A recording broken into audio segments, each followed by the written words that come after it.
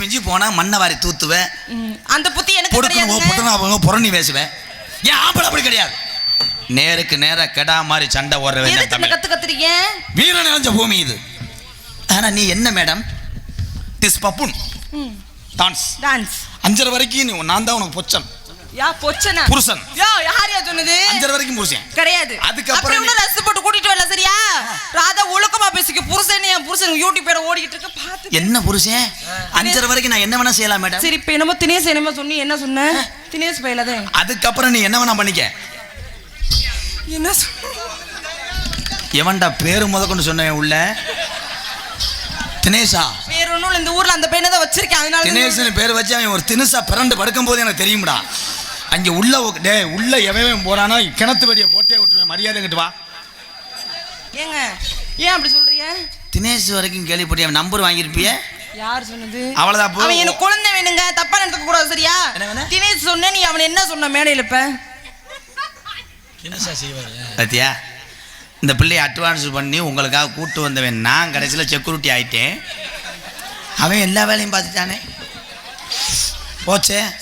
எப்பா கொம்போடி மதுரை எப்படி வீர நிறைஞ்ச பூமி. அந்த டாட்டாசி வரைக்கும் வந்துட்டாங்க. வர டாட்டாசி ஏற்றிட்டு போய் உன்னை சேனையாக்க போறாங்க. உன்னைய மாதிரி அந்த பையன் உனக்கு பொட்ட பொறிக்க கிடையாது சரியா? என்ன அவனே பேசிக்கிட்டு இருக்கா? நான் பப்புனா தினேஷ் பப்புனாடா. தினேஷ் போடுற ஓடும் உன் டவுசர் அந்த அப்புறம் போங்கடா. எங்க போ சொல்றீங்க? அதுதான் பொம்பளை பத்தின்றது. நாங்கள் ஆம்பளை அப்படி கிடையாது. என்ன காதலிச்சாலும் கடைசி வரைக்கும் எத்தனை பேரத்தை எதிர்த்து கொண்டு இவங்களை வச்சு வாழ்ற வந்து ஆம்பளை. இல்ல தெரியாம கேக்குற பொண்ணே மாதிரி பல்லுங்க. பொம்பளை பத்தி உனக்கு என்ன தெரியும்? நீ இப்படி கொடுக்குற இன்னொரு ஆம்பளை பேர் இது மாதிரி பேசுறீல. பொம்பளை பத்தி உனக்கு என்ன தெரியும்? பேசு. என்னடி இதே சொல்லிக்கிட்டு இருக்க? என்ன தெரியும் என்ன தெரியும்னா தேங்காய் எண்ணெய் தெரியும் நல்லெண்ணெய் தெரியும். அந்த எண்ணெய் நான் கேட்கல. விளக்கெண்ணெய். பெண்களை பத்தி உனக்கு விளக்கு. ஒரு பொம்பளை கல்யாணம் பண்ணணும் வீட்டுக்கு போன உடனே ஏற்றக்கூடியது விளக்கு. ஏன் விளக்கு?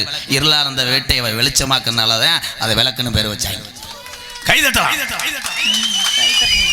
எத்தனை பேர் இருக்கு ஆம்பளை? வீரன் விவேகன்.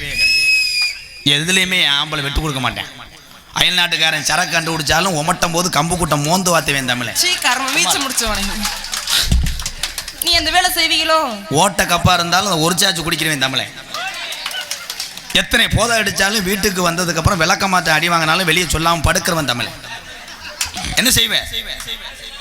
10 மாசம் சுமந்து பெக்கிறது என் தாய் நீ. ஆனா அந்த குழந்தைக்கு பாலும் சீரும் பள்ளிக்கூடம் படிக்கிறது திருப்பி அவனை கல்யாணம் பண்றது அம்புட்டு செஞ்சு கடைசி வரைக்கும் எதையுமே அனுபவிக்காமல் சுமந்து சாபம் வந்த ஆம்பளை.